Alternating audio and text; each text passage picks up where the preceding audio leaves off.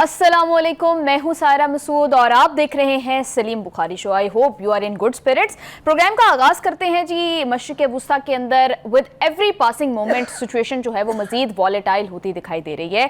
धमकियों का सिलसिला Donald Trump की जानिब से अब भी जारी है। ताज़ा तरीन धमकी के अंदर उन्होंने ईरान को वार्न किया है कि अगर अमरीका के ऑपरेशन प्रोजेक्ट फ्रीडम के अंदर ईरान ने किसी किस्म की रुकावट डाली तो ईरान को सफाई हस्ती से ही मिटा देंगे। जबकि उनके वजीर जंग पीट हेग्सेथ कह रहे हैं कि ईरान के साथ ऑपरेशन फ्रीडम पर जो है वो ओवर्टली और क्वाइटली कम्युनिकेशन भी जारी है। इस सारी सिचुएशन के अंदर यूएई के बाद अब ओमान से भी ये खबरें आ रही हैं कि वहां पर भी एक रिहायशी इलाका ईरानी हमलों का निशाना बना है। And at the same time Iran is also accusing USA of killing 5 Iranian civilians. तो इस सारी सिचुएशन के बाद क्या ये समझा जाए कि सीज फायर ऑफिशियली खत्म हो चुका है? इस पर सलीम बुखारी साहब का तजिया लेंगे और इसके साथ ही एक और बहुत इंपॉर्टेंट मैटर के ऊपर बात करेंगे। इबास सरागची साहब चीन का दौरा करने जा रहे हैं। How significant this would be? तजिए के लिए बढ़ते हैं सलीम बुखारी साहब की जानिब। अस्सलाम वालेकुम। जी वालेकुम सलाम। आप कैसी हैं? खैरियत से हैं? मैं बिल्कुल ठीक ठाक हूँ। बुखारी साहब डोनाल्ड ट्रंप कह रहे हैं कि अगर हमारे प्रोजेक्ट फ्रीडम के अंदर ईरान ने किसी किस्म की रुकावट डाली तो उसको सफाई हस्ती से ही मिटा दिया जाएगा। फर्स्ट ऑफ ऑल, क्या अमेरिका वाकई इन धमकियों का जो प्रैक्टिकलिटी है वो सिर्फ धमकियों तक ही है या वाकई ऐसा कुछ हो भी सकता है?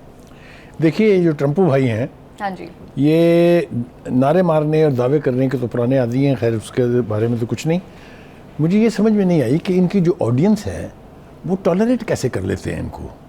यानी जब आप पूरी मिलिट्री माइट के साथ आए थे, दो बैरी बेड़े लेके आए थे, जब भी 52 बॉम्बर्स लेके आए थे, जब F-35 लेके आए, तब तो आपने ईरान को सफ़े हस्ती से मिटाया नहीं है। और अब जब आप 600 किलोमीटर दूर खड़े हैं समुद्र के अंदर, सो कॉल्ड नाकाबंदी करके, आप कह रहे हैं हम सफ़े हस्ती से मिटा देंगे। ये कौन सुन लेते हैं इनको? कैसे बर्दाश्त कर लेती है वो कौम? वो तो खैर हम कौम ने वैसे कुछ सर्वे वर्वे के अंदर बातचीत हुई है, उसके ऊपर बाद में बात करेंगे। लेकिन एक बात बावर करने की है, जो अमेरिकन अवाम को तो शायद समझ आ गई है, लेकिन अमेरिका की जो एडमिनिस्ट्रेशन है, जो उसका जंगी जुनून है, वो शायद समझने के लिए तैयार नहीं है। हम कोशिश करते हैं थोड़ी सी इसको समझ करने की कि कौन क्या कह रहा है और कौन क्यों कह रहा है जी। ट्रंप का इशू ये है कि उसने जंग शुरू की है, उसको एक सेफ एग्जिट चाहिए, उसको एक फेस सेविंग चाहिए जो उसको नहीं मिल रही है। हम कल ही देख रहे थे कि एक सर्वे क्या है, एक तहकीक है कि जिन जिन जंगों में अमेरिका गया वहाँ क्या क्या हुआ। 58,000 अमरीकी फौजी मरवाए इन्होंने वियतनाम में जी, और 27,000 अमरीकी मरवाए इन्होंने कोरिया की वॉर में। अभी मैं इराक भी छोड़ देता हूँ और अभी मैं अफगानिस्तान भी छोड़ देता हूँ। और इन तमाम जंगों के अंदर जिस किस्म की जिल्लत आमेज शिकस्त के बाद अमरीका वहाँ से भागा, वो तारीख का हिस्सा है। मैं अपने पास से कुछ नहीं कह रहा हूँ, ठीक है। नेटो की फोर्सेस के साथ 3 लाख के करीब फौजी लेके 20 साल तक कई ट्रिलियन डॉलर खर्च करके अफगानिस्तान में रहे, और कैसे भागे वो तारीख शाहिद है उसकी। 7 अरब का असला तो वो खुद कह रहे हैं कि हम छोड़ के भागे हैं वहाँ से इंटैक्ट, यानी जो डिपोज में पड़ा था। इसी तरह वियतनाम में 10,000 के करीब फौजी आज तक अनअकाउंटेड फॉर हैं, जिन्हें करार दिया गया कि they are missing in action जी। लाशें जो मिली और बॉडी बैग्स जो गए वो अलहदा है। कहने का मतलब ये है कि आप किसको क्या कह के डरा रहे हैं। ट्रैक रिकॉर्ड आपका ठीक नहीं है। एक दफ़ा आपने एक हरकत की थी जो इंतहाई घटिया थी, जो जलील तरीन हरकत थी, वो थी जापान के शहरों नागासाकी और हिरोशिमा के ऊपर एटम बम बरसाने की। 3-3.5 लाख बंदा आपने मार दिया। नस्ल कुशी के आप जिम्मेदार बने, और आप मामे मन्नते हैं दुनिया जहान के एटॉमिक प्रोग्राम के कि हाय अल्लाह ये अनसेफ हाथों में है। अगर कोई अनसेफ हाथ थे तारीख के पन्नों में तो वो सिर्फ अमेरिका के थे। इसलिए America has no right to ask anybody or to direct anybody or to order anybody कि आपने क्या करना है क्या नहीं करना है। ये मैं आपको कन्विक्शन से कह रहा हूँ एज ए ह्यूमन बीइंग। दूसरी बात ये है कि आबनाए हुर्मुज़ में आप आए हैं लोगों के जहाज़ों को महफूज रास्ता फराम करने की। आप हैं कौन भाई? जिनके जहाज फंसे हुए हैं वो तो नहीं बोले अभी। वो तो चाहते हैं कि इसका कोई एमिकेबल सोल्यूशन हो। आप इसके बहाने से जंग शुरू करने वाले हैं। आपने ही और आपके उस चहीते नाजायज औलाद नेतन्याहू ने ही ये खलीजी रियासतों के ऊपर ड्रोन और मिसाइल बरसा के ईरान के खाते में डाल दिया उनको, ताकि इनकी आपस में लड़ाई हो, कहीं सुलह ना हो जाए। आपने देखा कल भी ईरान ने इसका ये रिजॉल्व किया है कि जो हमारी कंडीशंस हैं उसमें एक ही है कि हम अपने अरब भाइयों के साथ मिलकर बैठेंगे और उनके साथ सिक्योरिटी का एक लाया हमल तय करेंगे। इन सब चीज़ों की डेवलपमेंट की बहुत तकलीफ है अमेरिका को और अमेरिका के सदर को कि अगर इन्होंने अपना निज़ाम बना लिया तो मैं किसे जाता हूँ, मेरा वो जो ख्वाब जो है चाइना के रशिया के करीब तरीब होने का उसका क्या बनेगा। तो एनीवे हैविंग सेड, इन बड़कों से ना तो ईरान की लीडरशिप डर रही है, न ईरान के अवाम डर रहे हैं, और ना मैं समझता हूँ डरने की कोई वजह है। अगर आप समझते हैं कि ये मामला जात आप जंग से तय कराएंगे तो नाकाम हो चुके हैं, इसमें नहीं हो सका ये और नहीं ये होगा। आगे चलिए, एक सांस में आप धमकी देते हैं कि सफाई हस्ती से मिटा देंगे, दूसरी सांस में आप कहते हैं कि मुज़ाकरात बहुत अच्छे चल रहे हैं ईरान के साथ, हाँ जी, और कोई ना कोई मुस्बत पेशरफ्त होने वाली है वहाँ पर। Which part of your statement should we trust? तो कहने का मतलब ये है कि अमेरिका जैसी आलमी कुव्वत जो है उसका प्रेसिडेंट अगर इस किस्म की झकें मारेगा तो मैं मजबूर हूँ फिर उसको प्रेसिडेंट ट्रंप कहने के बजाय सदर ट्रंपू कहने पे, और मैं कहता रहूँगा जब तक वो ये इस किस्म की बड़े हाँकते रहेंगे और इस तरह की चबले मारते रहेंगे, पंजाबी में इसको कहते हैं। जी बुखारी साहब, यूएस फोर्सेस, उनके यूएस जनरल कह रहे हैं, जनरल से पहले ट्रंपू का वो सर्वे वाला हिस्सा आप मिस नहीं कर सकते। हाँ जी बिल्कुल बुखारी साहब, वो इतना मैंने बयान किया उनकी जाते शरीफ आपकी बात को सेकंड करता है ना, बिल्कुल, जो आप इतने प्रोग्राम्स में बहुत, और हम नहीं कह रहे हैं। जरा नाम बताइए किस किसने कहा ये? जी बिल्कुल बुखारी साहब, उनका पोल है अमेरिकी अखबार वॉशिंगटन पोस्ट और उनके टीवी चैनल सिर्फ एक का नहीं है और एप्सोस पोल, इस सारे मिलके कलेक्टिव 3 मीडिया आउटलेट्स हैं बहुत बड़े, ये उनका सर्वे है। जरा तफसील बयान कर दीजिए ताकि मुझे कोई ज़हनी तस्कीन मिले। 59% अमेरिकियों की ये राय है कि सदर ट्रंप की ज़हनी सलाहियत ऐसी नहीं जो मुल्क की क़यादत के लिए। Look at it, no Iranian saying, not I am saying, their own people, the American people are saying it। आगे चले, ये तफसील बयान करें। 55% बालिग अमेरिकियों का कहना था कि सदर ट्रंप की जिस्मानी सेहत ओहदे की मुनासबत से अच्छी नहीं। आगे चलें। बिल्कुल 40% ने कहा कि Trump total 40% people of America जो इनके अपने इनकी पार्टी के लोग हैं वो शायद ये कह रहे हैं, लेकिन वो भी पूरे नहीं, क्योंकि इनको यानी अक्सरियत तो हासिल है 50 कुछ प्लस परसेंटेज की, लेकिन 40% जो है वो कह रहे हैं कि ये शायद अभी कर सकते हैं। 60% लोग जो हैं, और अगर आप 1% ये माइनस कर दें तो 59% पीपल कहते हैं he is both mentally and health wise unable to lead America. बिल्कुल बुखारी साहब, इस तरह के पोल्स एक्चुअली पब्लिक ओपिनियन को शो करते हैं, जिनका ऑब्वियसली इम्पैक्ट अमेरिका जैसी कंट्री की पॉलिटिक्स के ऊपर, उनके इलेक्शंस के ऊपर, सारे निज़ाम के ऊपर बहुत ज़्यादा जो है वो। ये तो हो गया जी भाई ट्रंपू। अब आ जाए आप भाई पीटू पे। वो पीट हेग्जिट जो है वो वजीर पीटू क्या कहते हैं? हाँ जी बुखारी साहब, उन्होंने भी बात की। उन्होंने फर्स्ट ऑफ ऑल ट्रंप तो कह रहे हैं कि हमारा कोई जो है वो ईरान को इनफैक्ट वो धमकियां दे रहे हैं, लेकिन पीट हेग्सेथ की जुबान के अंदर नरमी भी नजर आ रही थी, लहजे में कुछ वो तो ये कह रहे हैं कि ईरान के साथ हम ओवर्टली और क्वाइटली जो है वो कम्युनिकेट भी कर रहे हैं। वो कह रहे हैं हम जंग भी नहीं करना चाहते ईरान के साथ। तो ये सारा और फिर दी मोस्ट इंपॉर्टेंट बात, वो ऑपरेशन फ्रीडम को ऑपरेशन एपिक फ्यूरी से डिस्टिंक्ट कर रहे हैं। देखिए गुजारिश ये है, वो एक तो बहुत बड़े प्रो नेतन्याहू हैं। इजराइल को किसी नुमाइंदे की ज़रूरत नहीं है अपने आप को की नुमाइंदगी के लिए। ये पीट हेग्जिट और पीटू साहब जो हैं ये काफ़ी हैं। मैं क्यों कह रहा हूँ ये, उनसे सवाल पूछा उनकी प्रेस कॉन्फ्रेंस के बाद एक जर्नलिस्ट ने कि कहीं ऐसा तो नहीं है कि इसराइल दोबारा अमेरिका को जंग में झोंक रहा है।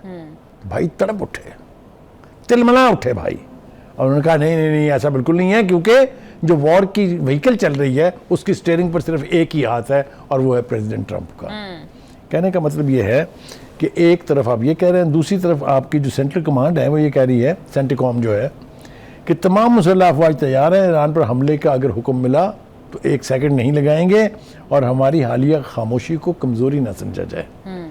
ये उनकी जो मिलिट्री टॉप ब्रास है, ये उनके स्टेटमेंट हैं। आपकी खामोशी हमें अच्छी तरह समझ आ रही है, क्योंकि आप पहले जो शोर गगा आपने मचाया था, जो गन गरज थी आपके मिसाइलों की, आपके बॉम्बर्स की, आपके F-35 की, आपके बैरी तैयारों की, वो नाकाम हो चुकी है। वो अपने ज़ख्म चाटते हुए यहाँ से तशरीफ़ ले जा चुके हैं। कोई यूनान की वर्कशॉप में मुरम्मत कराता रहा है और कोई 1000 किलोमीटर दूर छुप के बैठा रहा कि कहीं ईरानी मिसाइल ना आ जाए।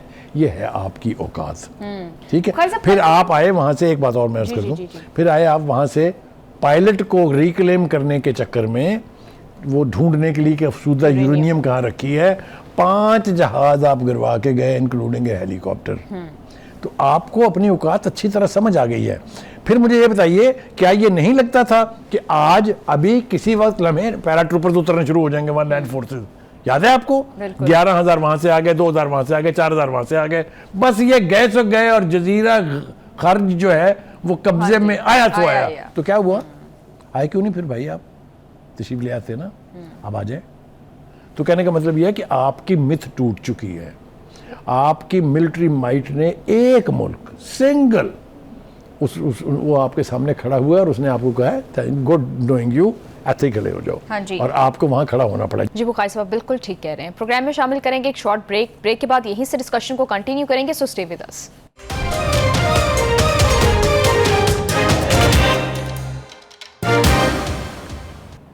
Welcome back to the show. भाई साहब, कल भी हम इस बात का तस्करा कर रहे थे। आज तो पीट हेग्सेट ने बजाते खुद कह दिया है कि अमरीकी बहरिया को किसी भी सूरत ईरानी समुद्र की हदूद में जाने की जरूरत नहीं है, अपना हरमुज में जाने की जरूरत नहीं है, क्योंकि ईरान ने कहा है कि आके देखो ना जरा, ट्राई करो ना आने की जरा। उन्हें पता कि वहां हम गए, क्या किया उन्होंने? एक जहाज घुसेड़ने की कोशिश की थी कल उन्होंने, उसी के ऊपर तो 2 मिसाइल गए थे और फिर भाग लिए। जिस तरह की रवायत है पूरी अमेरिका की जंगों की, तो भाई भाग लिए पीछे। इसलिए 600 किलोमीटर के फासले पर खड़े हैं ईरानियन वाटर्स से। जी बुखारी साहब, मंडे को शुरू होना था, यानी कल के भी पूरा दिन, आज का भी ऑलमोस्ट पूरा दिन गुजर चुका है, लेकिन कोई खासी खबर तो आई नहीं है कि इतने जहाजों में अमेरिका रेस्क्यू कर चुका है। तो ये ऑपरेशन की एक्चुअली फेट के ऊपर आप क्या समझते हैं? जब आप ऐसे बुलंदबांग दावे करेंगे जिनकी तकमील मुश्किल हो, नामुमकिन हो, फिर आपको फेस सेविंग के लिए इस तरह के बहाने ढूंढने पड़ते हैं। देखिए, अमेरिकी नेवी को आबना हुर्मस में करीब ईरानियंस नहीं आने देंगे, ये तयशुदा है, ये उनको मालूम है। लिहाजा अब 2 कोशिशें हो रही हैं। एक तो मैं समझता हूँ कि जो खलीजी रियासतें हैं उनको भी होश के नाखून लेने चाहिए। ईरान को कोशिश कीजिए, ईरान ने तो वजाहत दी है कि ये हमला हमने नहीं किया है, जो ओमान के ऊपर हुआ, जो यूएई के ऊपर हुआ। जी। पहले हम इससे पहले भी ईरान का ये मौक़िफ़ सुन चुके हैं और मान चुके हैं कि इसराइल किसी किस्म की घटिया तरीन हरकत कर सकता है मुसलमान रियासतों को आपस में लड़ाने की। तो आप समझते कर सकता है नहीं कि एब्सोल्युटली, ताकि खलीज देखे ना, मैंने आपसे क्या कहा कि कल जो तजावीज़ अमेरिका को पेश की गई हैं उनके 3 मराहल हैं, हमने कल तफसील से बयान भी किए थे। एक मरहला ये है कि जो ही ये जंगबंदी हो जाएगी, जो ही अमन हो जाएगा, फिर हम अपनी अरब रियासतों के साथ बैठेंगे और उनसे मिलके इस इलाके की, इस खित्ते की सिक्योरिटी का अपना एक लाया अमल बनाएंगे। अमेरिका मर जाएगा ना इससे। बुखारी साहब, लेकिन ये बहुत सिग्निफिकेंट डेवलपमेंट है कि यूएई पर या ओमान के ऊपर इस तरह से अटैक्स होना, ये सीज फायर को ख़त्म कर सकते हैं, जंग को दोबारा से स्टार्ट करवा सकते हैं। लेकिन ईरान की जानिब से कोई कैटेगोरिक रिजेक्शन नहीं आई। जो ईरान के स्टेट मीडिया की जानिब से इतनी बात हमने सुनी ज़रूर कि had no plans to attack UAE, लेकिन कोई कैटेगोरिक स्टेटमेंट 24 घंटे से ज़ायद हो चुके हैं। अब हम वापस चलते हैं ईरान की स्टेटेड पॉलिसी की तरफ। जंग से पहले ये बात वाज़े कर दी गई थी कि जिस भी खलीजी ममालिक के अड्डों से हम पर हमला होगा, we have the right to reply. ये याद है आपको कि नहीं? इसी पर अमल भी किया उन्होंने। जंग जब भरपूर चल रही थी तो जिस जिस अड्डे से अमेरिकी जहाज उड़ा उसको उन्होंने निशाना बनाया है। ये स्टेटेड पॉलिसी है कि नहीं है?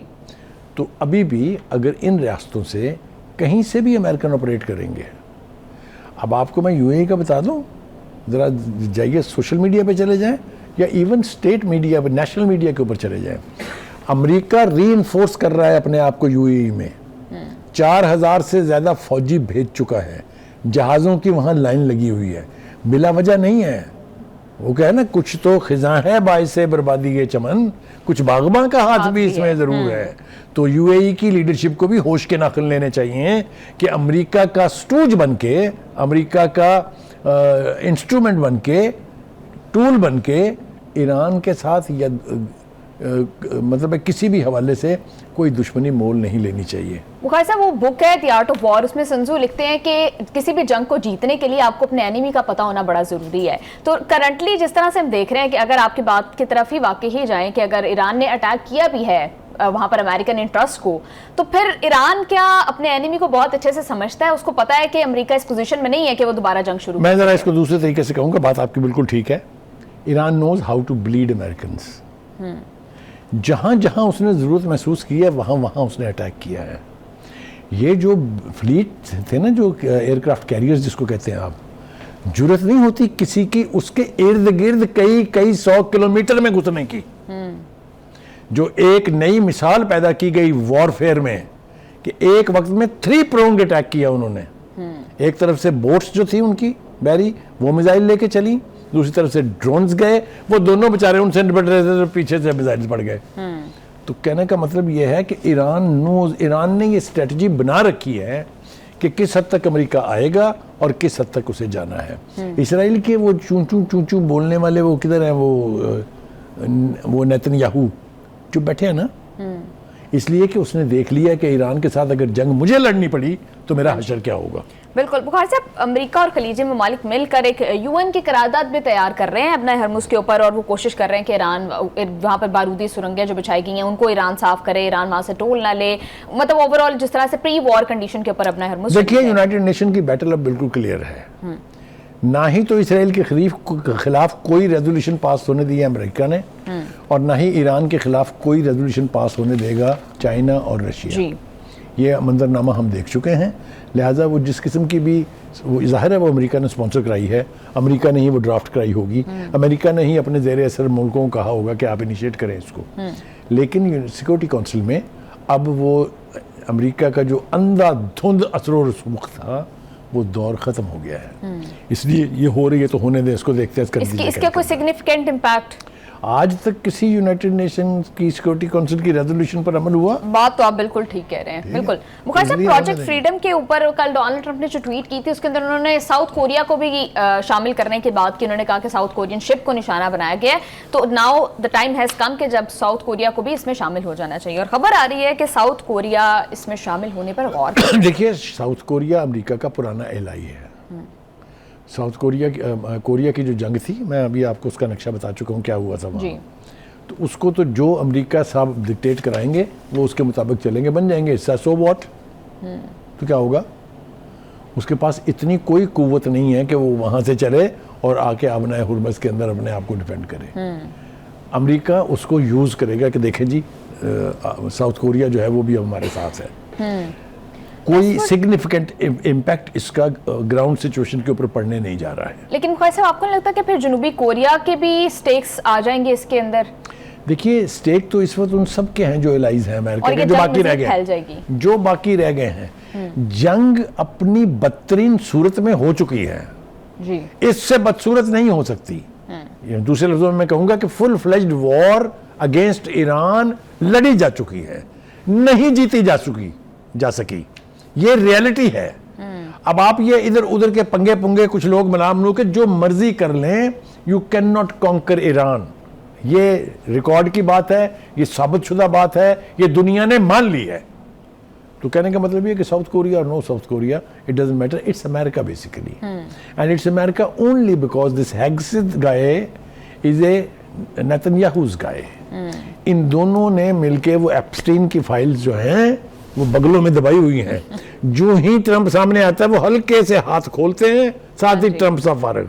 बिल्कुल बुखारी साहब, यूएई की तरफ से बयान आ रहा है, वो कह रहे हैं कि हम जो है वो हमले का जो यहाँ पर किया गया ईरान की जानिब से उसका हक, जवाब देने का हक रखते हैं। देखिए, बिल्कुल वो हक रखते हैं अगर वो हमला ईरान ने किया है, और अगर वो हमला ईरान ने बिला वजह किया है। देखिए, मैं आपको कह चुका हूँ, उनकी स्टेटेड पोजीशन ये है कि अगर आपके एयर बेसिस इस्तेमाल होंगे, अगर आपकी सरजमीन इस्तेमाल होगी हमारे खिलाफ, हम नहीं छोड़ेंगे आपको। ये तो वो पहले कह चुके हैं। और बुखारी साहब, सऊदी अरब की जानिब से भी हिमायत की गई है यूएई की, तो जो एक हमने भी की है भाई। हमारे यहाँ से भी कंडम किया गया इस अटैक को। हमने इससे पहले भी कंडम किया था, इसलिए कि हमारे ताल्लुकात हैं उनके साथ। लेकिन वो यूएई किसी का है कि नहीं है, ये अभी तय होना बाकी है। लेकिन पाकिस्तान ने कैटेगोरिक इल्जाम तो हमारी मजबूरियां ना। लेकिन सऊदी अरब ने तो डायरेक्टली कहा हमारी मजबूरियां है ना, कहने को नहीं दे रही मुझे। हाँ जी, हमारी मजबूरियां है ना, हमारे बड़े स्टेक्स हैं वहां पर जी। किन किन के हैं वो ये जिक्र किसी और दिन के लिए उठा। ठीक है बुखारी साहब, आप ठीक कह रहे हैं। ब्रेक पर जाएंगे, ब्रेक से वापस आकर बासर आकची साहब जो है वो चीन का दौरा करने जा रहे हैं। सिचुएशन के अंदर वो कितनी सिग्निफिकेंट डेवलपमेंट होगी, इस पर बात करेंगे, सो स्टे विद अस।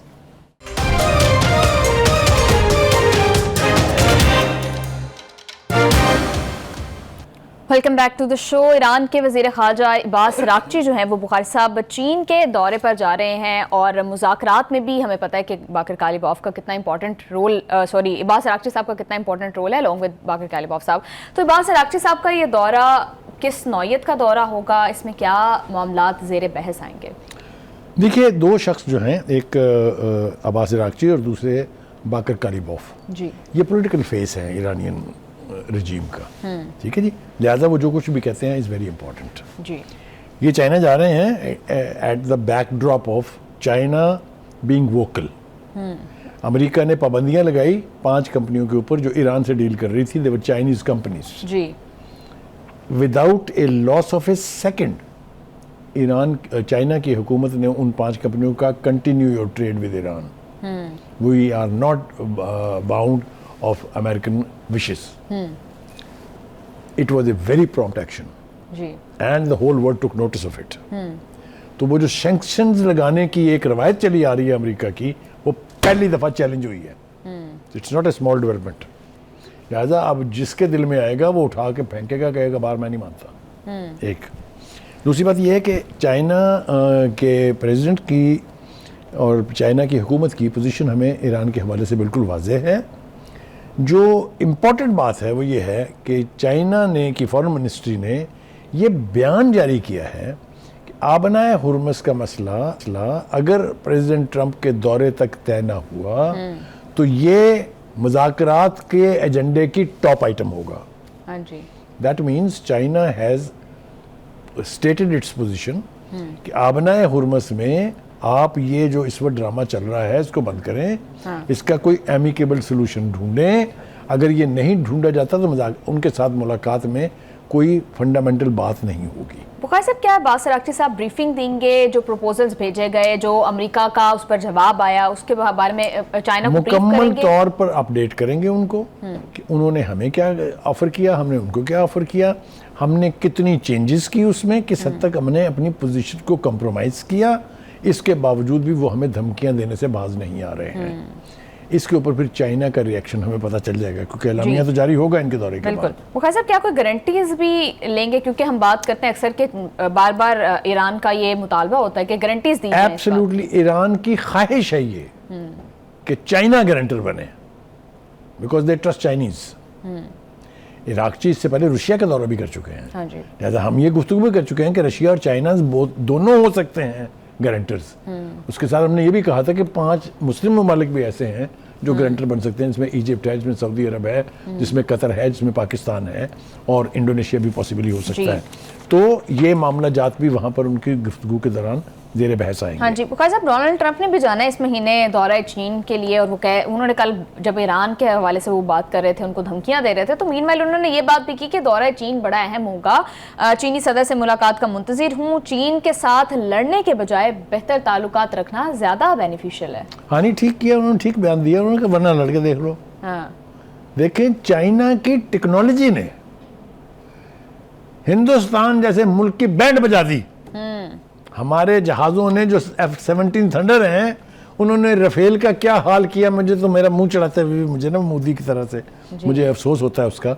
लेकिन हमने चाइनीज़ टेक्नोलॉजी से, सिर्फ टेक्नोलॉजी से हमने हिंदुस्तान की बैंड बजा दी।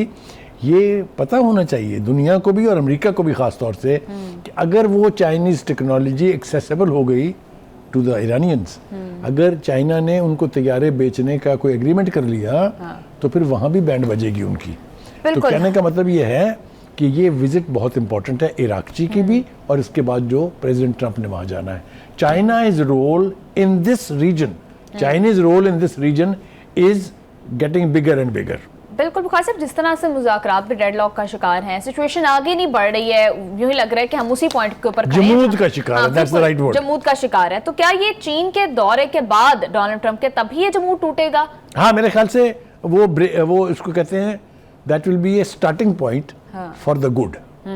दूसरी बात यह है कि जहां अमेरिका के प्रेसिडेंट ट्रंप साहब धमकियां देते हैं तो उसका जवाबन गजल भी तो पेश किया जाता है कि नहीं। ये कालिबॉफ की तरफ आप आई नहीं? हाँ जी, बिल्कुल। क्या कहते हैं भाई? उन्होंने कहा अभी तो हमने शुरू भी नहीं किया, यानी वो ओवरऑल बात करें कि स्टेट ऑफ हॉर्मुज में अब एक नया बैलेंस ऑफ पावर है, तो Donald Trump is not able to accept that कि स्टेट ऑफ हॉर्मुज के ऊपर अब ईरान का कंट्रोल और होगा। दूसरा बात वो ये कह रहे हैं कि कम टेस्ट अस, आ जाओ फिर आजमा लो। अभी मेरे सामने दूसरा उनका कमांडर इन चीफ जो हैं, उनका बयान है कि ईरान ने दुश्मन से निपटने के लिए क्रूज मिसाइल लड़ाकर ड्रोन तैनात कर दिए हैं। ईरानी समुद्रों के एक एक इंच का दिफा किया जाएगा।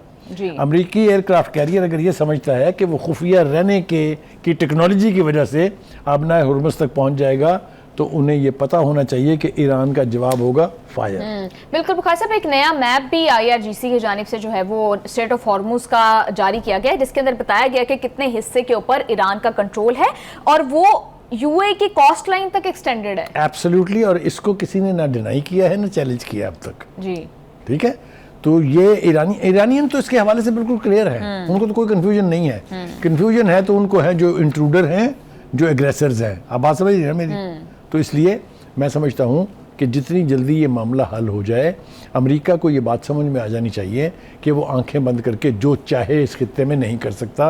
उसकी मिथ चैलेंज हो चुकी है, इसकी मिलिट्री माइट चैलेंज हो चुकी हुई है, इसका असर रसूख चैलेंज हो चुका हुआ है। बिल्कुल बुखारी साहब, आप ठीक कह रहे हैं। पाकिस्तान में आज 275वें कोर कमांडर कॉन्फ्रेंस में फील्ड मार्शल साहब जो है उनकी ज़ेर सदारत ये कोर कमांडर कॉन्फ्रेंस मुनक्किद हुई। इसमें क्या क्या इंपॉर्टेंट मैसेजिंग पूरी दुनिया को की गई, इस पर ब्रेक से वापस आकर बात करेंगे। सो स्टे विद अस।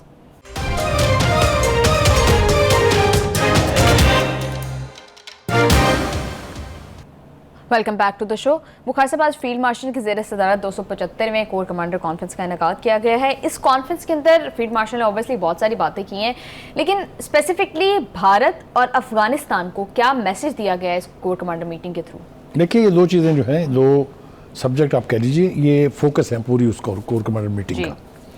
पहले तो उन्होंने अफगानिस्तान के हवाले से जो दो तीन अहम बातें जो हैं वो शेयर की हैं। वो ये, एक तो ये कि वो कह रहे हैं कि वो रजीम जो है वहाँ पर वो इस वक्त दहशत गर्दी के लिए और आलमी दहशत गर्दी के लिए एक तरह की सहूलत कार बन चुकी है और उनको प्रोटेक्शन फराहम की जा रही है जो नॉन दहशत गर्द ग्रुप्स हैं। फिर वो कहते हैं कि हमने ये रिजॉल्व किया हुआ है कि हम इनको चुन चुन के मारेंगे, छोड़ेंगे नहीं इनको हम। और ये भी बात फील्ड मार्शल ने कही हुई है कि ये एक छोटा सा टोला जो है ये हमसे कुछ नहीं छीन सकता, ना कश्मीर छीन सकता है, ना हमसे ये बलूचिस्तान छीन सकता है। ये बातें तो बहुत अजबर हैं पूरी कौम को। वो ये कहते हैं कि अफगान तालिबान रजीम की गैर मंतकी और गुमराह कुन पॉलिसी के तहत खवारिज और दीगर दहशतगर्द तंजीमों को महफूज पनाहगाहें फराहम की जा रही हैं। फिर वो कहते हैं कि अफगान रजीम की दहशतगर्दी को सपोर्ट अफगान अवाम के मफादात के बिल्कुल बरक्स है और ये रजीम अब अपने अवाम के सामने पूरी तरह से बेनकाब हो चुकी है। यानी वो बड़ी खौफनाक बात है ये कि वो ये कह रहे हैं कि डिस्कनेक्ट है between the people of Afghanistan and the ruling elite. ठीक है जी। उसके बाद वो आते हैं इंडिया की तरफ और वो ये कहते हैं कि हमने जो मार्का हक जो है जिसमें हमें फतह हासिल हुई और ऐसी फतह हासिल हुई जो अब मुस्तकबिल में दिफाई अदारों के सिलेबसों में लोगों को पढ़ाई जाएगी, वो जो है वो हमने जो सबसे अहम बात उन्होंने की कि मार्का हक का यादगार साल मुकम्मल होने पर कौम और मुसल्लह अफवाज को मुबारकबाद पेश की और इसे एक अहम संगे मील करार दिया। बिल्कुल बुखारी साहब, हम तो भारत तो कॉन्स्टेंटली पाकिस्तान को धमकाता रहता है, इश्तियाल अंगेज बयानात देता है, लेकिन पाकिस्तान हमेशा पॉजिटिव जेस्चरिंग करता है। आज भी पाक बहरिया ने जो बहिरा अरब के अंदर भारत के क्रू फंसी हुई थी उनको हमारी नेवी ने रेस्क्यू किया, जिसमें 6 भारतीय और 1 इंडोनेशियन शामिल है। तो ये कितनी पॉजिटिव पाकिस्तान की तरफ से? देखिए, ये तो ह्यूमन जो अप्रोच है वो तो पाकिस्तान की हुकूमत की, पाकिस्तान की मुसल्लह फ़ौज की हमेशा रही है, पहली दफ़ा नहीं है जी। हमने बहुत दफ़ा इस तरह के रेस्क्यू ऑपरेशंस किए हैं जिनमें कभी अफ़गानिस्तान के लोग फंसे होते थे तो कभी हिंदुस्तान के लोग फंसे होते थे। हमारी आर्मी इस एतबार से मानी जाती है, हम जो पीस कीपर्स का हिस्सा हैं, यूनाइटेड नेशन की फोर्स जो है उसमें भी हमारा रोल जो है पूरी दुनिया उसको एक्नॉलेज करती है। We are a professional army, we know how to defend our country, we know how to look after the human issues. बिल्कुल बुखारी साहब ठीक कह रहे हैं। Thank you so much sir for your analysis. Program का time हो गया है खत्म। See you all tomorrow. Take care. अल्लाह हाफिज़।